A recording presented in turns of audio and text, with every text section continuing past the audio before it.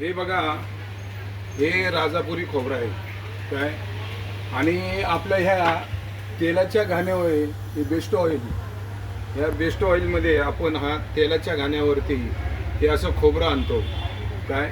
आणि हे खोबरं आल्याच्या नंतर प्रथम आपल्याला हे असं तोडावं लागतं काय, याचे तुकडे करावे लागतात. आणि हे तुकडे केल्याच्या नंतर आपल्या आतमध्ये मशीन आहे काय, आतमध्ये जी मशीन आहे त्या मशीनमध्ये आपण घालून हे याचं प्युअर तेल काढलं जातं.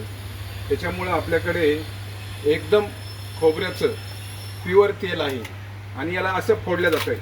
हे बघा, हे कसं फोडलं जातं आहे काय, हे असं फोडलं जातं. आणि हे असं फोडलं तरच ते मशीनमध्ये चालतं.